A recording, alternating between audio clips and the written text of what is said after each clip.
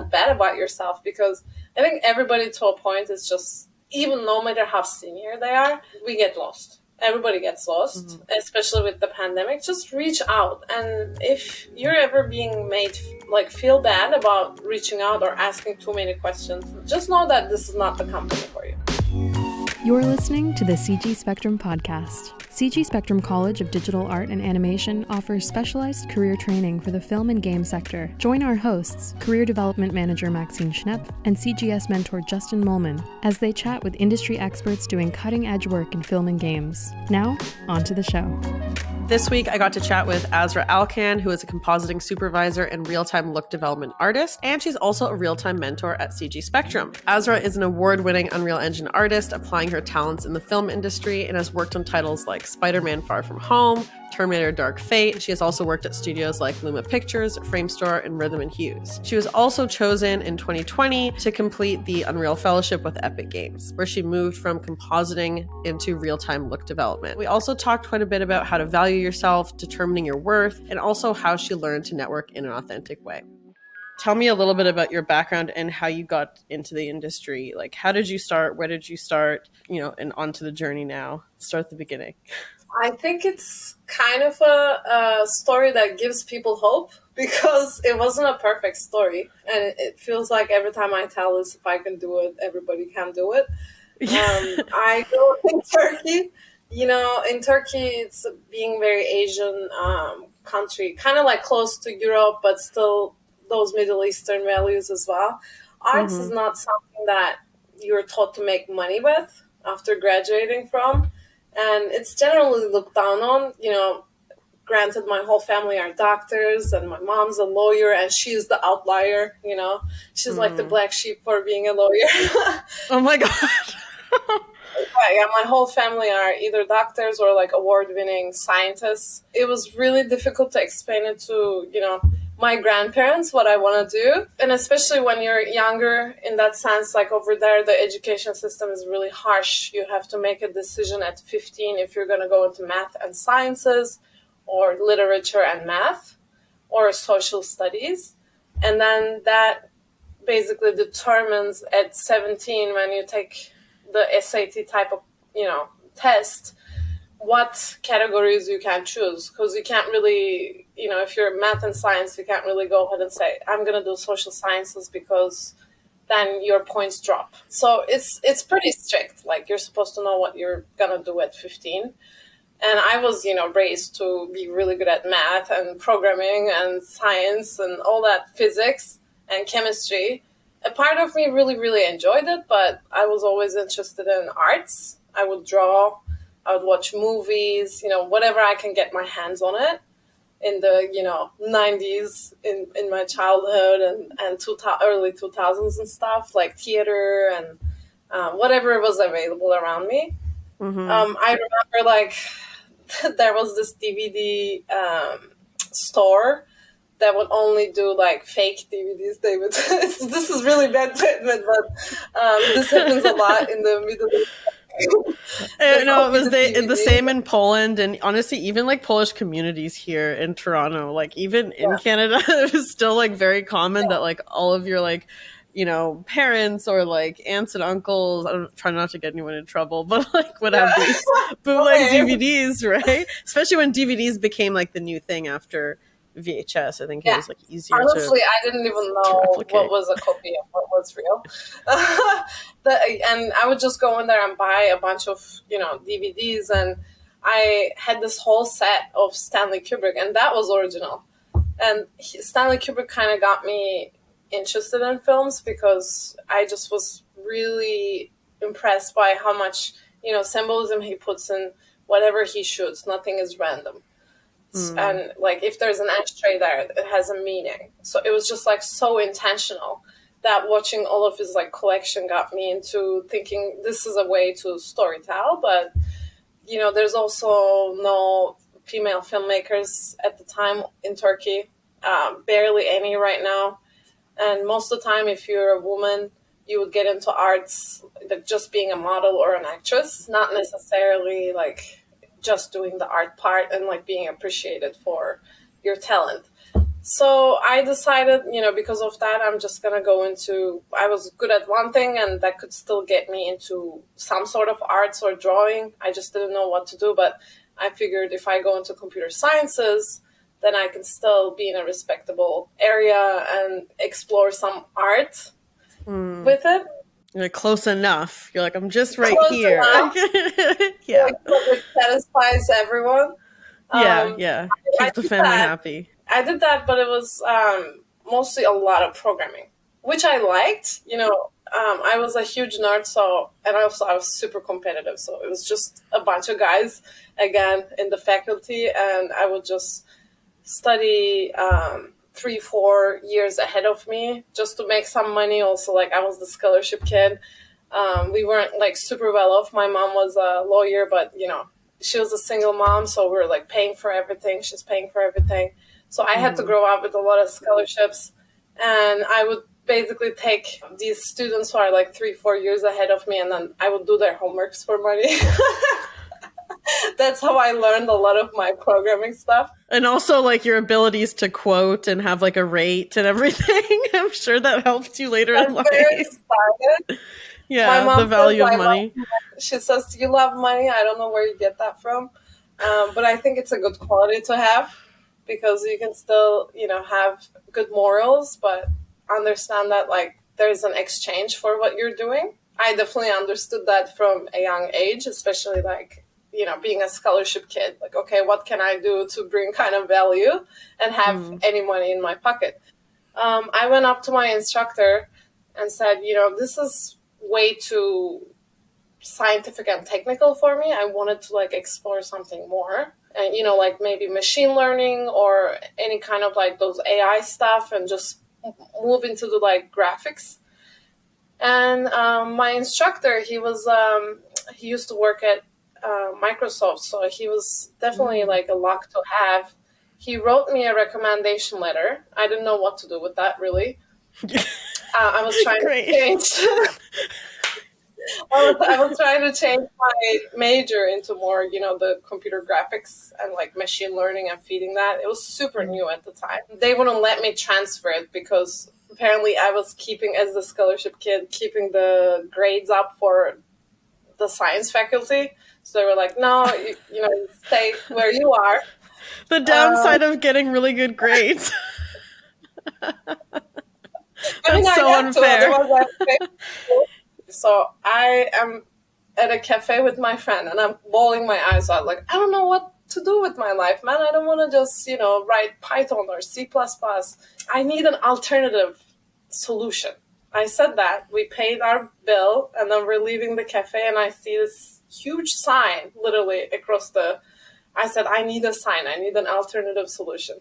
And there's like a huge table across the board, and it says, alternative international education. I was like, that's weird. I just put that word. We went in there, and I said, this is a sign. Like, what do you guys do here? And they said, we get scholarships to kids to America if they're good. And I said, I have recommendations, and I have this and that. Like, can you do something for me? And they looked at it, and they looked at my grades and recommendations and everything, and they're like, sure, we'll ship you off to Texas, to Texas A&M for computer science again.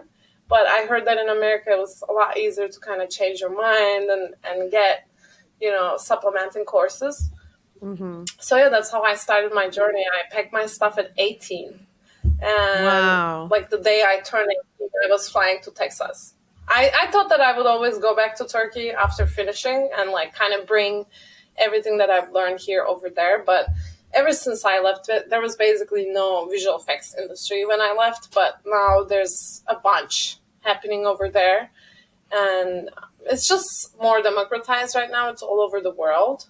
And the Hollywood is not the epicenter of it. Like first Canada came, and then England, and now Atlanta. Like everywhere is basically being used, just depending on their like tax breaks and everything. But yeah, I've been here ever since, and I've changed my mind about computer science. I basically said, okay, I'm gonna go into film studies, and that's what I did. I transferred everything to film studies and moved to California after 2 years in Texas. And I wasn't sure like what to do with my programming skills and, all this film stories, Kubrick love that I had. Yeah. And what I decided is to, the movies that I was watching here, obviously it was technologically incredible, like stuff like Avatar, like 3D technology was advancing. And I just figured, okay, I look up who worked in these movies and what kind of schools they went to. And this is before LinkedIn was a huge thing, but I would go into the websites of Disney or, like ILM or Veta just to see like who they hired. And I saw that these people were coming from some place called Academy of Art University, mostly in San Francisco. And that's how I found my school. And this is one of the biggest advice that I give to people who are starting out is just to reverse search.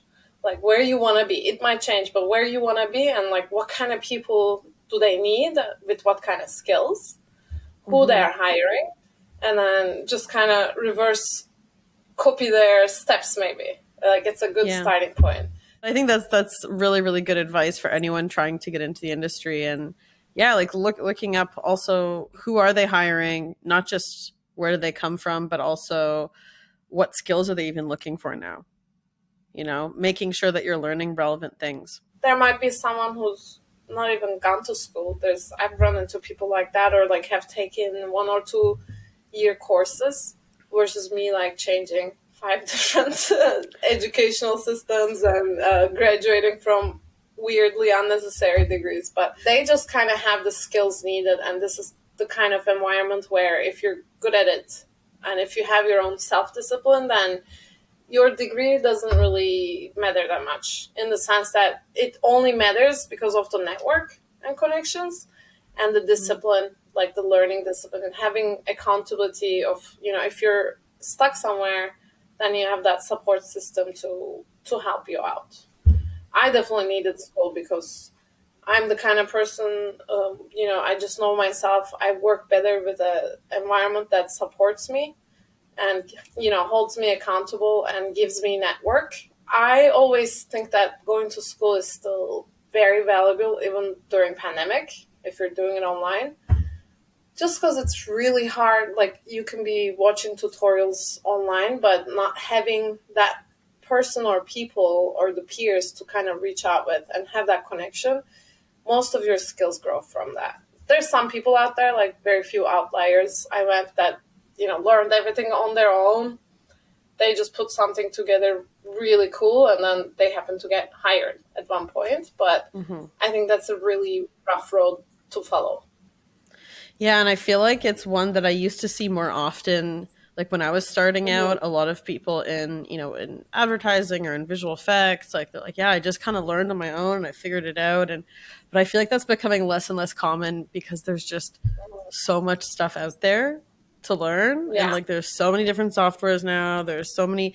And I think the biggest difference that I've noticed since the time that I was a student, it's like, I'm not that old. We did have internet, but I feel like there was less helpful content and tutorials, or maybe I just didn't know where to look. But I feel like YouTube at that time, 10 or 15 years ago was more like funny videos and like, stuff like that. It was less like helpful, but now there's so much content, like every single software, every tool, there's like someone out there making something to help you, which is a good thing, but also I think a bad thing in the sense that there's too much. It's like overwhelming to know which video is the right one, which one's good, which is going to teach you something actually useful. Because I think what you mentioned earlier is true. Like you have to find relevant people and relevant skills. Like just learning 3D in one kind of way might not guarantee you a job in this area. You might get a job, but you'll probably most likely fail. After all those years of school, I went to, not to scare anyone, but I went to, I dedicated the third part of my education after all this, software stuff, visual effects, and I learned a bunch of stuff. And really, I was top of my class when I graduated. I was like, I know everything, they're going to hire me and I'm done. Like I went to my first job and they gave me an assignment and I was so confused because I've never had to deal with anything so complicated before. You know, real life work situations, they're less than ideal. So when you're learning, obviously you're going to learn with a little bit more curated stuff, which is important, you know, to have that. But then when you're thrown out into the real world, that's kind of where your first actual learning experience and applying that experience and like your people skills come in handy. Doesn't mean that just because you start a job and you don't know something, you're not qualified for it.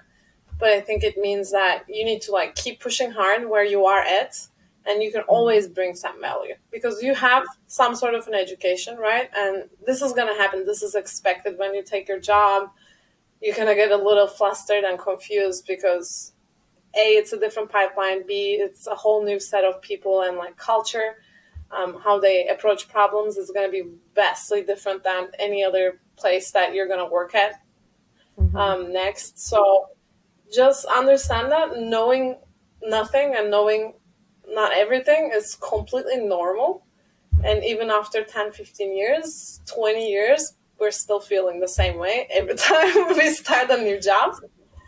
We just, you know, a little less nervous because we've been through this roller coaster like so many times. But all you gotta do is just basically ask questions and just kind of put in that time, pay your dues in that way, put in that time to understand what you can be doing, because you're not just doing that for the company's sake to bring value, but you're doing it for yourself because you're surrounded by these people, whether it's online or in person, that you can grab from.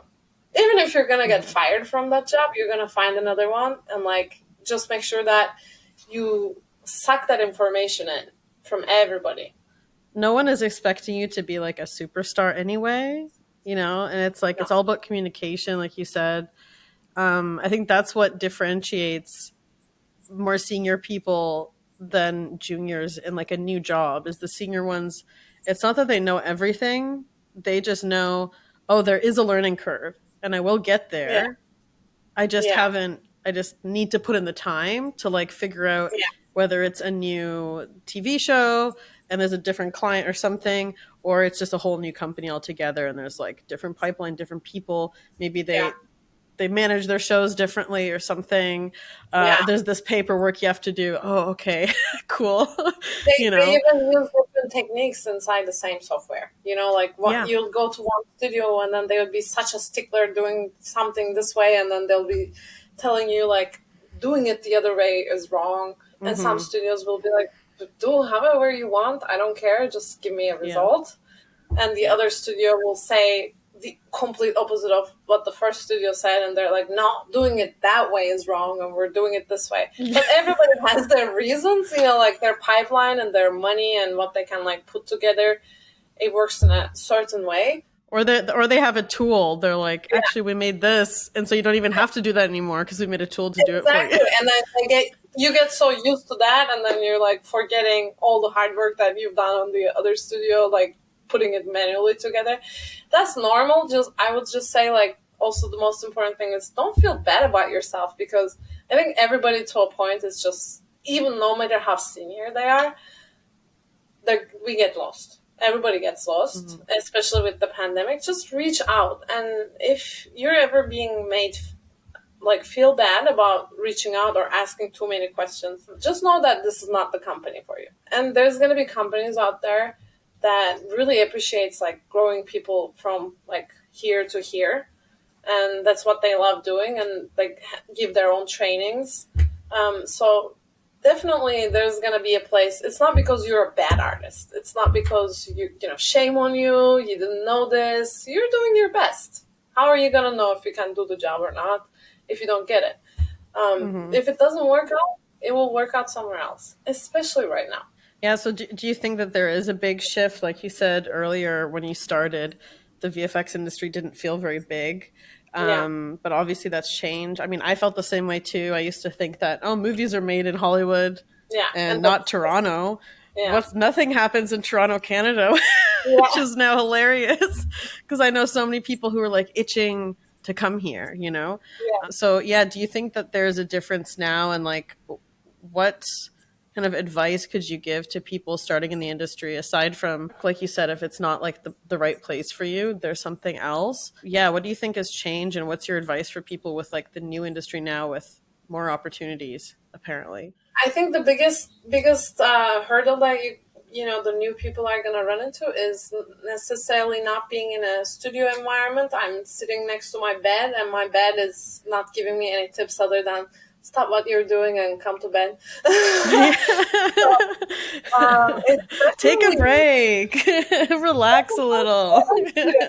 you still need that support system, and it's going to be harder for you to get that when everything is online, because you're not sitting someone and you can't really annoy them. I used to do that, like, oh, what are you doing over there, what kind of technique is this? And then the guy I'm sitting next to would be annoyed for a little bit, but then he'd be like, okay, fine, I'll explain it to you, and then I would have something new in my toolbox.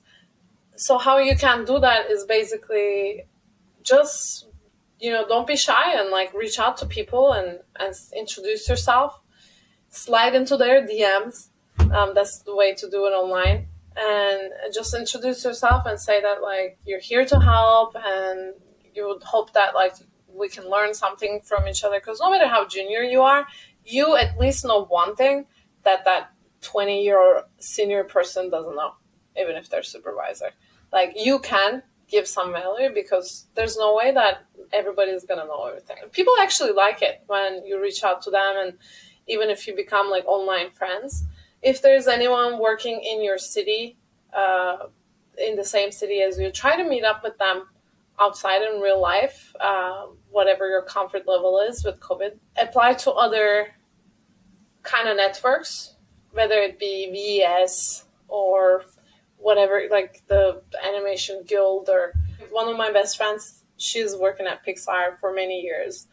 She's top of her line, but she's still applying to these grants and mentorships, because from by her like favorite directors. And I think that's very admirable, because she's still saying that I'm on the top of the industry, but I really can learn a lot more from this person. Even the mentors are like, why are you here? she still texts us, because she just likes to have that relationship and see, like, it's an opportunity to see how someone she adores or inspires her works, and what kind of advice I can give her.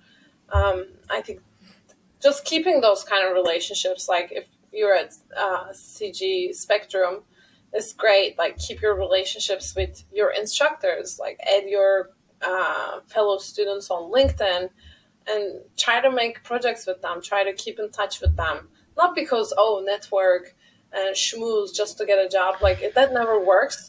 If you're sincere, and if you're sincere about like keeping in touch and learning, like most people in our industry are amazing, and they'll actually like get excited that you're excited about this.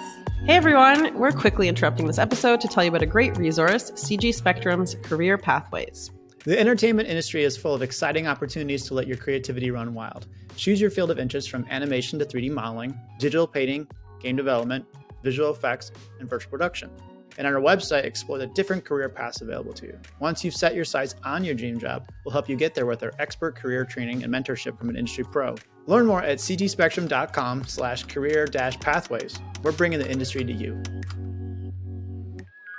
Like, networking isn't about someone giving you jobs. It's like, that's not it at all. It's about like actually trying to make real connections with people about things that you care about, and connecting with people that are in, like, finding some kind of commonality, and I think location is a big one, because that's something that makes it easier to connect in the same time zone. You can actually meet up in person. Personal connections help a lot. Like, actually meeting someone in person is a big deal. But even if you're online and you are somewhere more remote, or there isn't like a big city or studio, you're like, in some small town, there's still ways to connect with people online, like common values, things that you're interested in, things that you're passionate about, Stanley Kubrick movies, whatever. But just finding that, like, something to be excited that you can help each other with.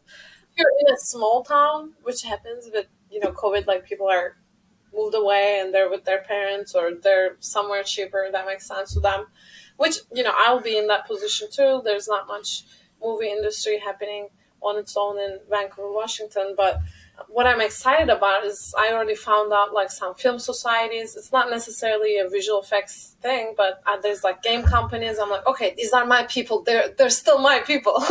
I'm just gonna find these like small little studios and introduce myself. That's my plan. Like starting from zero, like attack their LinkedIn, or just kind of drop by and ask about. Like there's a virtual production studio in Portland that I found, and they're not as big as an LA studio, so I'm hoping I'll go in there, introduce myself, saying like, hey, you guys got a LA shipment in here, and can I help with any way, and can I learn from you guys? And I'm sure like at one point someone is going to be interested in just kind of in that like wisdom exchange. And when you do that, usually a lot of good friendships come from that. Most of my old coworkers, now my best friends, you just share so much together. You help each other grow, and then the networking happens naturally. But don't ever push it in a way that like you are trying to like get something from the situation. Like you haven't seen someone in 10 years and then you only reach out to them because of a job. If there's no ulterior motive, like that vibe is gonna get to that person, and you're just wanting to like make friends, make a connection, and learn from them. And you adore what they're doing, like, and then they can learn something from you. If not today, like in 10 years. That's how it works. Tell me a little bit more about how you got into being a real-time look development artist, real-time director. You've made some short films as well. Yeah. So how did you go from being a compositing artist and then compositing supervisor to being on this kind of like new frontier of virtual production and real-time 3D? How did that happen for you? And did your programming background help you at all? Yes, it definitely did. Because you said earlier it was like useless education. I was like, I don't know if that was useless, like those courses, even if you switched. Seemingly. Yeah. I would suggest that everyone, even if you're in games or music videos or you're just a producer, I'm saying you're just a producer, you're not really like wanting to learn programming because you don't see the usefulness of it. I think you should just a little bit, just to get the understanding of like how everything around you in this world today works.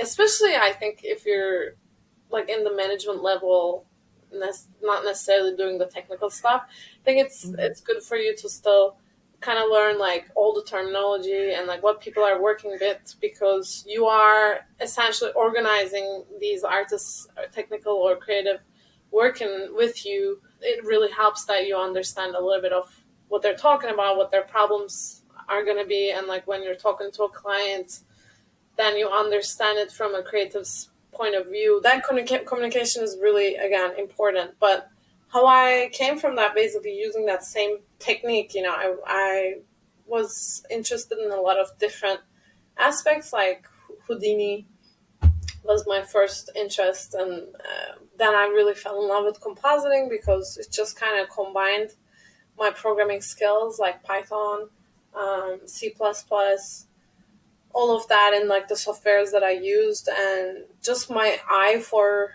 and my love for like the general frame, like the picture and the final pixel, like how to put everything together. I didn't want to just be a 3D artist because then I don't really have any control over how everything goes together.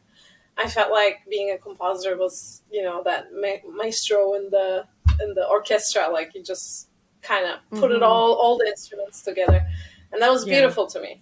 And I was really good at like depth and color theory of it, but that helped that I had the programming part of it so that I could just go into the program and like create tools for myself. That's where it helps.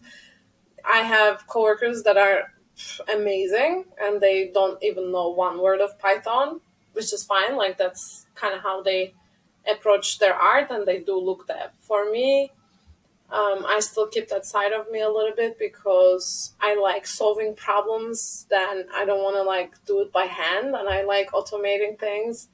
and then I like handing it off to people I work with so that they don't have to constantly go into the other directory and get something, but like it automatically, I wrote some little nugget of programming that they can just kind of bring something in. But also I understand how softwares work better. Like I'm not just in the complete user side of a software. I get how it's trying to, in what order. Again, this is why it's useful to kind of understand the algorithms and how it works, basically, because if I'm trying to make Unreal do something for me, and if it's not doing it, okay, like how does the engine work? What's the mentality behind this?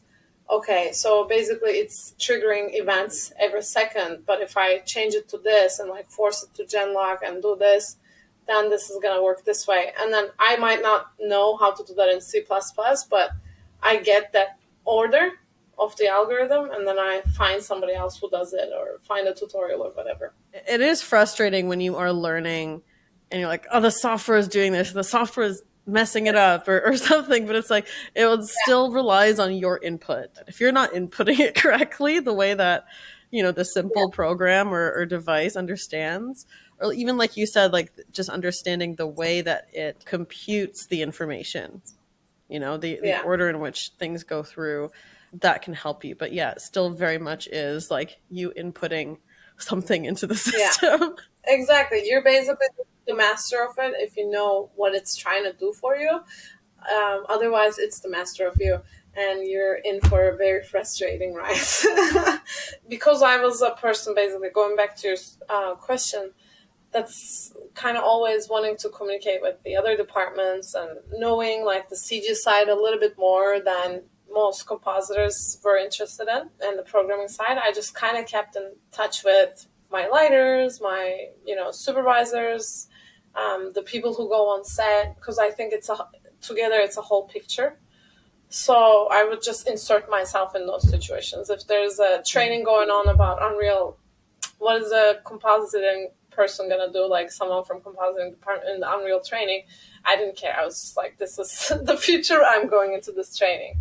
If there's, you know, like they're learning a new tool, I would sit next to the lighters and kind of learn katana and like what they're doing, because it's important to me to understand what my lighter working with so that I can, you know, like be literate in that sense. But that led me into becoming even more and more interested in the whole picture rather than just like, and that's the reason why I first went into compositing, because I thought that it was seeing the whole bigger picture than being in a lighting department or a texture department. But it kind of evolved when Unreal was started to be used for movies more rather than just games and live action, like broadcasting and all that.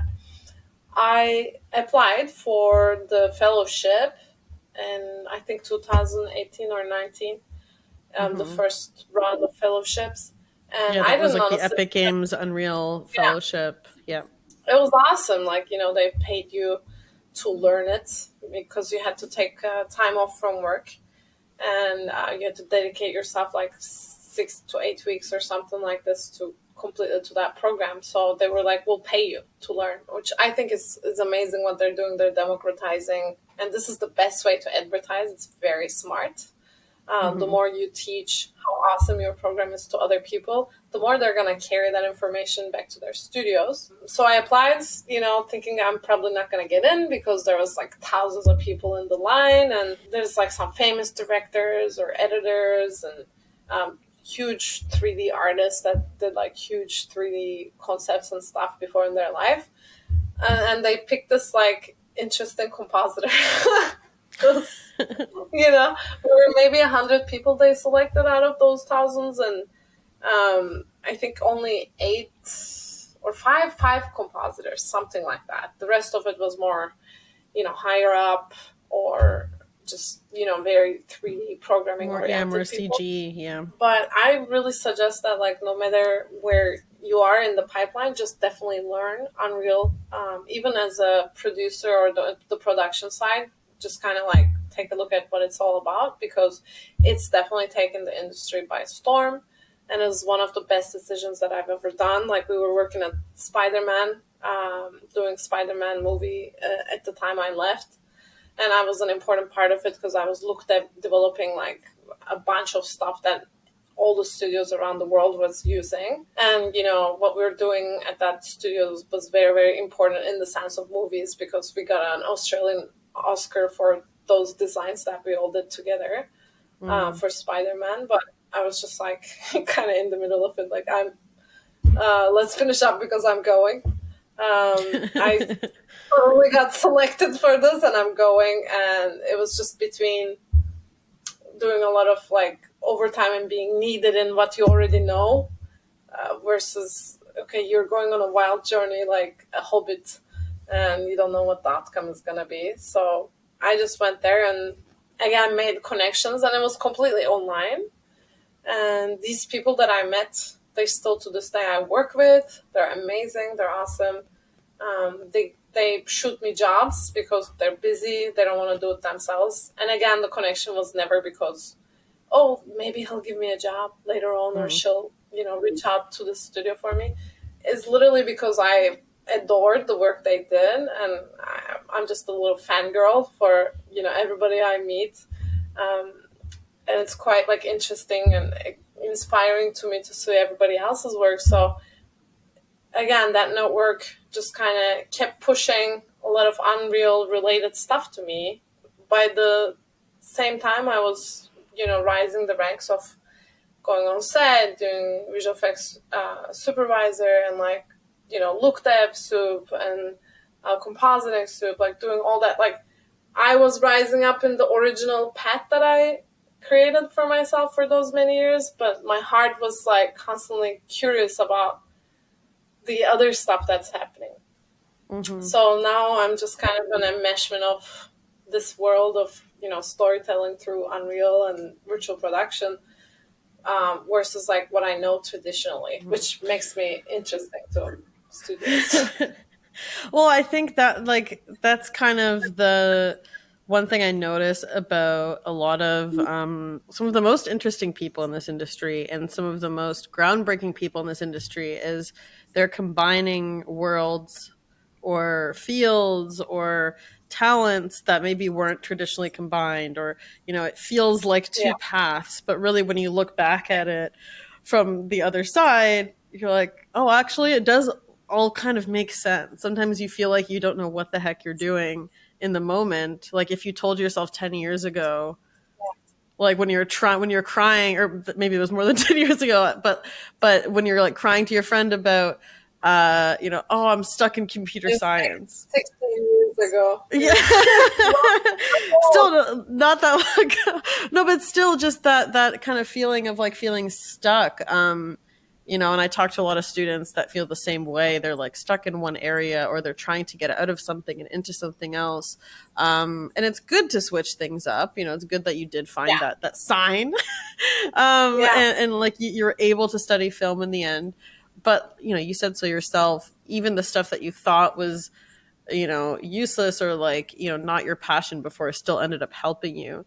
Because I feel like, and correct me if I'm wrong, but what it sounded like, even as a compositor, the fact that you were able to build tools and not just focus solely on the visual, but also have like a supporting role.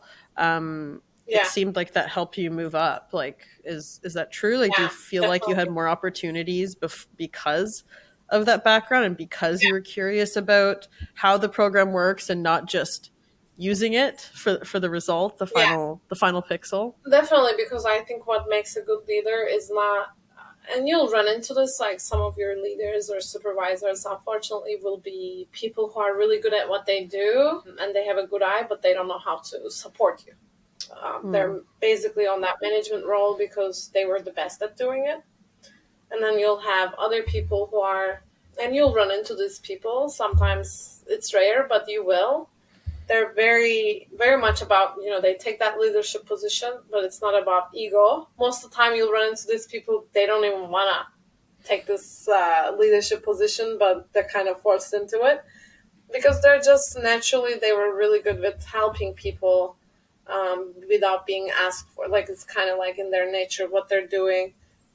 They understand that if they can see someone's talents and, you know, how to like push them in the right direction so they're not frustrated and they understand it a little better, then it creates a better environment for these kinds of people, including myself, to like work in. Like if my coworkers are happy and they're doing faster work, they're gonna stay with me at the company and we're gonna, you know, continue building really important stuff.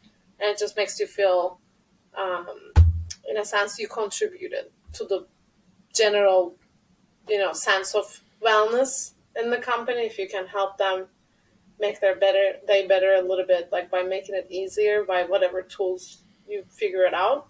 And don't let ego get into this.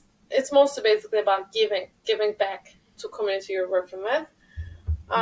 Then it comes in tenfold because you find yourself in situations where you're like, okay, she's a, you know, people's person.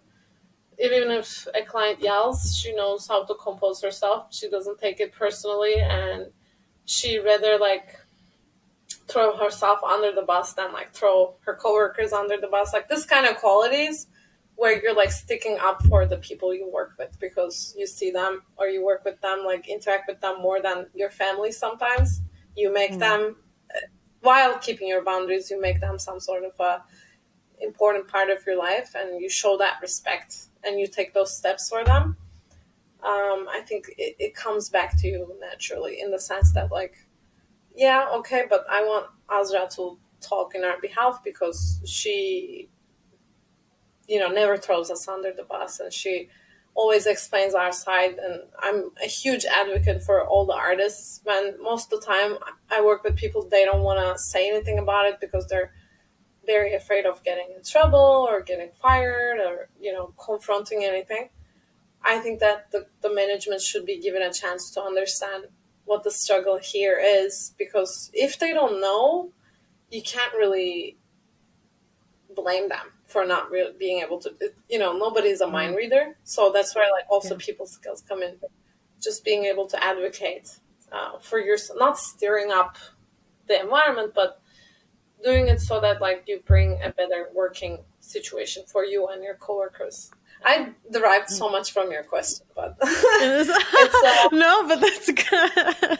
It's a good answer, and I think like it covered so many things. It almost kind of brings it back to the thing we talked about at the beginning, where there's always going to be something else. Like I think there is a fine line between, you know, being helpful, being useful, being someone who understands the process, being open to learning new things. Like, yes, so much of this job, I think, is on the individual. But at the end of the day, we can't actually control everything. And, you know, sometimes, like you said before, you might have a manager that, you know, is less supportive or understanding or, you know, or there to help you. And, you know, there are options. You know, you can give so much, but at the end of the day, it's still a business. It's still, these are still companies, and there are probably going to be other ones. You know, we're all still human, and I think it is so important to, like you said, know your boundaries and understand your like mental health, what you're able to give, your physical health. 100%. Because if you can't like function, or if you don't feel supported, obviously you're still going to have hard days. I think even in the best case scenario, there's still going to be difficult weeks, hard projects, difficult clients, small budgets, not enough time. I think like every single person I talk to, nobody ever has all the time that they would like to have on any project ever.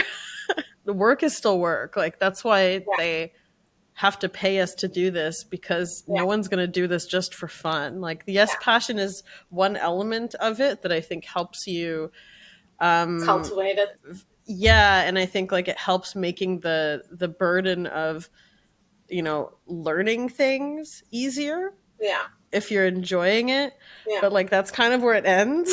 Like it's still a business at the end of the day. Passion helps you get like part of the way and helps you like meet people and be excited and want to learn stuff. Continuing and like Because if you don't, honestly, I don't think that I've met a lot of people who hate the side of this business and then still continue, because partially they might get a little jaded. That's what happens in our industry, but partially they get jaded because they never really learn how to put up their boundaries, and then they kind of flip to the other side and said, okay, this is it.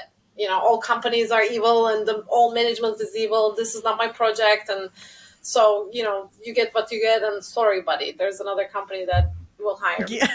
Which they're not wrong, honestly, but I think but it's just so sad to be so cynical. I know, it's sad for you. It's sad for you. The company will survive and you're still doing like a good job for them, but why would I spend 8 to 12 hours of my day doing something that I really personally don't care about? Generally, I care for the good of the company. I care for the good of the project, and I don't view it as it's somebody else's project, because I'm like, come on, like it's my sweat and tears. So it just it's easier to get into the flow of working. Flow is described as this thing where you're like playing drums or rock climbing or doing something where you're just in that moment and flowing, and you're literally only thinking about doing that thing in front of you, and you're not thinking about the bills you haven't paid and the fight you had with your husband and you know, like this nasty thing your one of your girlfriends said to you. You haven't, and there's sometimes like 4 hours I've been staring at a problem that I forgot to go to the restroom, because it's like how much I'm in the flow I don't even realize, which is not good. That's why I have an Apple Watch now that tells me, okay, time to stand up. That 8 hours becomes really easy for me after that, because I'm not forcing myself to sit there for 90% of my days. And that's all you can ask for. Like you're spending more than half your life doing this. It's just kind of a more respectful thing to do for yourself, to find something that will put you in that flow. But, you know, there's times that you don't take showers, you don't have enough time to clean your apartment or buy groceries. Like, that's when you say, okay, you know what, nothing is more important than my health. At the end of the day, this is just a game, this is just a movie, this is just a TV show. Life comes first. I need to move, and I need to use the restroom, and I need to wash my hair. Because at the end of the day, it is someone making bajillions of money, and what ruined my wrists working overtime. The first time I worked so much overtime, it was like days and days and days after, like, we didn't have any groceries. We were getting fatter because we were just being fed pizza and stuff like that. I had to take off 2 months off from work because I couldn't feel anything in my like really bad carpal tunnel. Yeah, at a very I had it young really age, bad at one point, and I still have to use one of these. I mean, nothing is worse. I have one too. Nothing is worse losing your health and losing your mental health. It's not just physical. I get that the production might need that, but it's up to you to kind of speak up for yourself and say, I can't take this shot. I'm mentally overwhelmed. If there's anyone else who's willing to do it, great, because people are in different conditions. Maybe you have kids and you have to deal with them, whatever. Maybe you have, God forbid, cancer and you have to deal with them. Or maybe, just maybe, you don't want to do it anymore because for whatever reason you need that break. Maybe you just need a break. Like, you don't always need this external reason. I think that was one thing that I realized later in life is growing up, I used to always think that there needed to be some like life or death excuse or like something big, like, because I think it is true. It's hard for students, and I think people trying to get into the industry to like understand the difference. Like, because we're telling them, like, you gotta have passion, you gotta have this, you gotta work hard, you gotta network, like, oh my God. And then they finally get something and you're terrified to lose it, you know? And so you get taken advantage of. A lot of companies, whether they like to admit it or not, and this is across industries from games, film, and it's not just in the creative industries. I think like banks do this too. Like they Yeah. make you feel guilty. That's one sneaky thing in our industry. I think the way that they take advantage of people is by making them feel guilty about the passion. It's like, well, Yeah. don't you want this? Like, don't you love filmmaking? Don't you love making movies? We're making movies You here. don't want Like, to be the you best. know? Yeah. But the reality is that especially at those really big studios, you're still one of thousands or hundreds or, you know, and They will survive if you take time off. They will exactly. survive. They'll survive if they lay off half the staff. I And know. they'll come back again the next movie and I release know. something else and hire a bunch more people back, you know? Like they will Exactly. survive. There's one really, I love this saying. And it applies to everything in life. Sometimes I'll stand out. It's gonna sound cheesy. I'll stand outside. This is why I love nature. I look at the stars at night and the sky, and then like the vast oceans, and I remember my problems, and everything people ever judged me for, and everything that I was ever anxious for. Then I say, I'm nothing. My problems are nothing. I'm so small in this vast everything. And at the same time, I'm everything. Because I'm living life through my lens, and there is validity to human And the fact that you anxiety. are there and exist and Yeah, like crazy. this world also exists because, or the universe, I am observing it. So at the same time, I'm part of something really huge and I'm super important. But at the same time, I'm nothing, and none of these problems ever matter. Like, we're such a tiny drop in this huge ocean kind of a thing. So I think that applies for when you're doing your passion project too. Like, this is not the end of the world. They're gonna survive as long as you do it respectfully. Like, this is why interpersonal skills are so important at your job. You do it respectfully, still supporting. You can say no to someone by still supporting them, and finding ways to help them, and not just shutting down and being rude about it. That really shows you care, but you just can't do it. And people are going to respect that. They have to, because you're a commodity. Don't forget that. You bring value on the table, just by showing up and trying to do your job. Doesn't matter what level you are. So don't give up on things that make you as a human being able to live, like your rate, your mental sanity, your work-life balance. And there's going to be some negotiable areas sometimes here and there, but make sure that you're a comfortably living human being. And like my first 3 years in the industry, I was living on my best friend's couch from IKEA that literally ruined my back for many years because I couldn't afford anything with the salary I had, and was just kind of thinking like, this is what I have to do to learn from like the best, which there's some truth to it, like, but at the same time, you go to all these schools, you are smart, you have this like huge talent, and you have these skills that you honed in.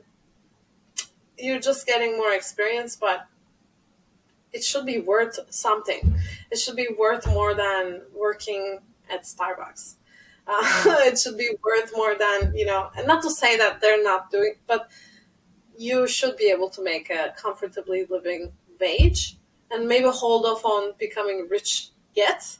But you can get there. You can get there, like, why not? People are making billions out of this business. Like, figure out a creative way to get there. But I think no one should negotiate on a wage where they can't even live with it. If you keep lowering your rates, when people are actually making a lot of money from this, guess what? The studio is going to have to raise their rate against the client. You help raise the market value for everyone. For everyone. You help everyone.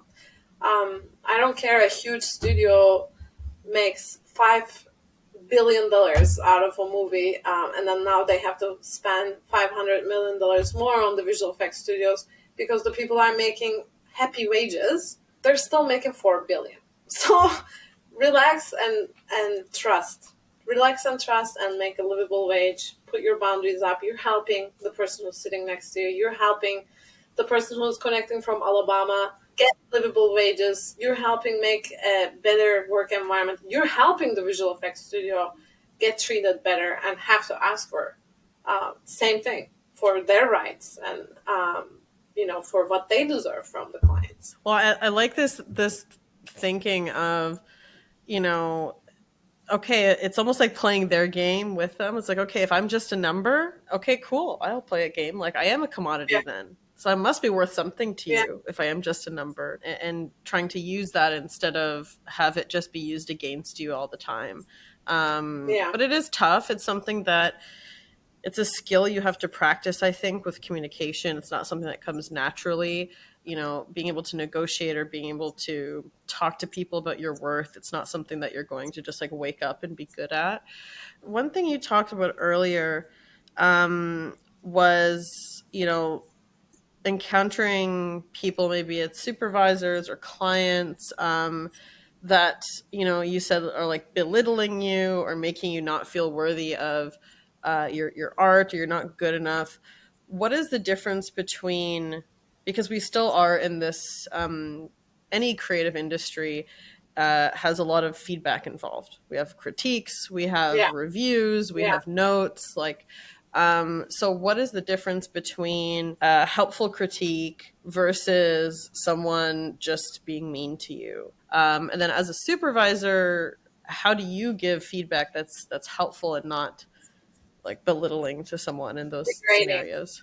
That's really great question. I think that it's basically, first of all, it's a vibe from that human being you're getting, in the sense that I have supervisors that mansplain a lot, for instance, and that could be belittling on its own sense. Don't assume the person doesn't know what they're talking about. It's kind of like going to a surgeon for your surgery and saying that you should do it this way. Well, I'm your doctor. Like, calm down.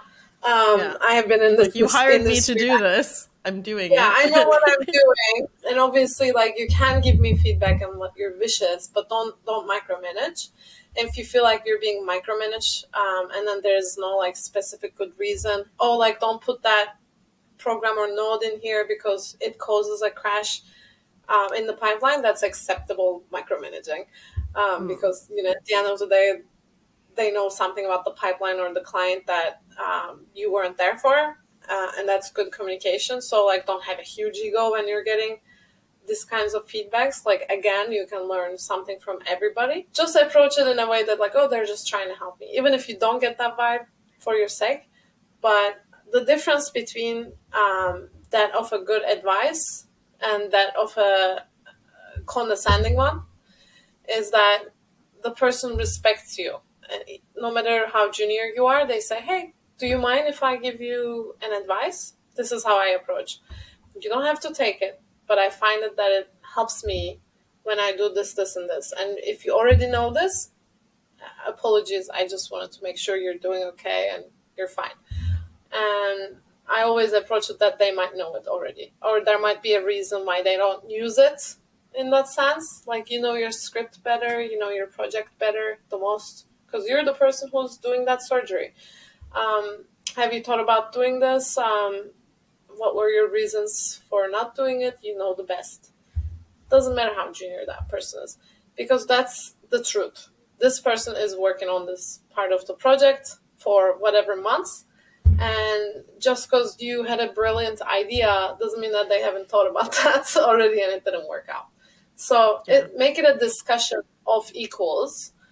Supervisor is just your title. Supervisor doesn't grant you the right to be better than everyone. If anything, you're there to serve everybody. That's why you're a leader. You're a servant to your people. That's how it works. You do what's best for them. That's why you're in a leadership position. You observe what they're good at and raise them up. If you feel like the approach is raising you up, then it's good.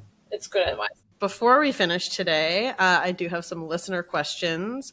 So my Is one of first them my question. supervisor saying, "Why are you not at work?" If this was live, probably. Don't say which day it is. Okay. Yeah. Okay. My first question. How do you stay on the cutting edge with learning software when you know so many? First of all, don't feel bad when you're forgetting something, because it happens to everyone. And don't feel frustrated that there's like 100 different softwares out there. There's still so many that's coming out every day with the new technology. But what you need to look at is basically, okay, what are movies being made with? What are games are being made with? Like, is it more so Unity, for instance, or Unreal Engine? Is it more so After Effects or Nuke? Like, what is the industry standard? Because be sure that if you learn that industry standard one, that's how you eliminate from having to learn like 100 different ones, right? Like for effects, is it Maya, 3ds Max, or Houdini? I would say more Houdini, right? If you learn those industry standard ones, even if they're using a different software, it's okay. Most of the time, you're still going to get hired and get a training on that. You learn at the job. And if you used to be good at one software and you're not anymore, that's okay too, because you're going to remember how it works. It's basically like riding a bike. But the best way to kind of keep relevant with it, play around on your own time. Play around. I know that it's asking for too much after you take a look at your computer 10 hours for working. But this is the kind of passion I'm talking about that will always keep you at the cutting edge, is that you're reading articles and you're subscribed to, like this kind of magazines that talk about like what software they use. What are they trying? Like, be curious about that. Be curious, and you don't have to do a whole production. But I spend this is too much for everyone, but I spend 1 or 2 hours every day just reading about like Unreal and what's happening. Maybe I just put a podcast of people talking about stuff while I'm like automatically working and not really thinking too much. You're just kind of keeping in the loop, and sometimes I'll get really excited. And then I'll be like, okay, after work today, I'm just going to make a scene that uses this Niagara particles and Houdini and this and that. And then I'll get really frustrated about it. And I'll ask people at work, like, how did you do that? And did you do this? So it's like learning environment still continues. That's how you stay on top of it. And if a studio that you're working at for a long time just doesn't want to change their pipeline or implement anything new, they might have their reasons.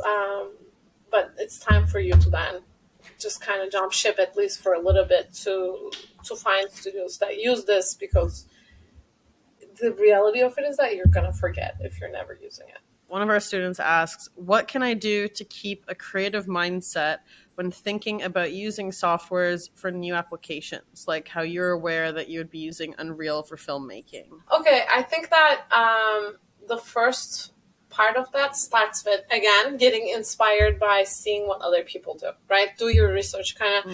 I look at like Unreal short films when people weren't really using Unreal too much for either virtual production or short movies. I had a few people that I found randomly. This is why the internet is good. You just kind of find that reference and you get so excited. Holy hell, like how did they do this? This looks so realistic. Then you start researching that. Basically, you're making a lookbook for yourself. Kind of think of yourself as a photographer. Make sure you get a book of things inspire you. And if you can't find a particular way to use a software, challenge yourself in a way that find a movie you like, find a game you like. For instance, get Death Stranding in PlayStation or PC, like visual stunnings, and you really are a huge fan of that game, or The Last of Us or something. Take a scene from that. You can even recreate that scene in MS-DOS Paint. If people can do that in Paint, I see this on Reddit every day. Reddit is a good area as well to get inspired. The stuff people do with AI even is inspiring. It's like really cool. There's a bunch of AI programs that you kind of put in a prompt and it gives you a hilarious image. I saw one this morning of like Larry David and David Lynch or something, and it was like someone put in the prompt of like couples photo shoot of Larry David and David Lynch, and it was like these really twisted faces, but it was like them, but not really them, because obviously they've never had this photo shoot done. Sorry, that was off topic. No, it's on topic. It's hilarious, but also you can use those prompts to just kind of create a concept like a tiki space station. I don't know. I just made that up, but it's probably going to give me something that I can then take it to Nuke, Maya, Unreal, whatever I'm using. It doesn't matter what you're using. You find a way to do it, even if it's like Photoshop or MS-DOS Paint. Your first and foremost job is to systematically keep yourself inspired, because no matter how jaded you are and how clueless you are, trust me, we all get to those points. It's like a writer's block. There's always a TV show or a song or something that inspires you, or like you can't get out of your mind, or you say like, that was so well done. Art is imitation of real life and other people's projects. So you're going to combine some things that you saw and that inspired you, and it's going to be so exciting to work on that, because it's almost like fan art in a sense. Like you like that concept already. And then you're kind of studying the greats or the great things that were done before you. That's like such a good way to learn before you break any rules and like get really insane like Da Vinci on your own. You study the greats and you study how they do things. Like if you're lighting a scene, check out Lord of the Rings and like one scene that they've done from The Hobbit, and like do that with, I don't care, with Legos, but really get that feeling. It's gonna get you going, and it's gonna like give you that energy to do it at home after work. Yeah, and I think that's a really important note just to close this out, is to separate the learning part of things with the portfolio and the showcase. Yeah. Like you can't be able to showcase something unique without taking the time to actually learn something.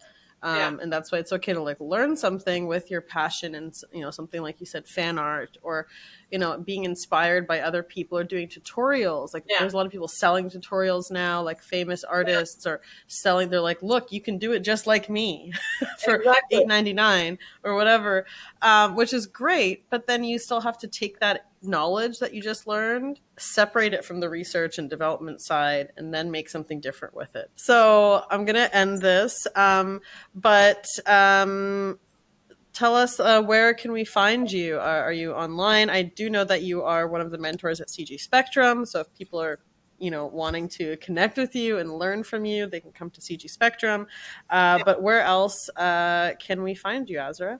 I have my own website that I put up short movies and kind of the movies that I lately worked on, and some tutorials.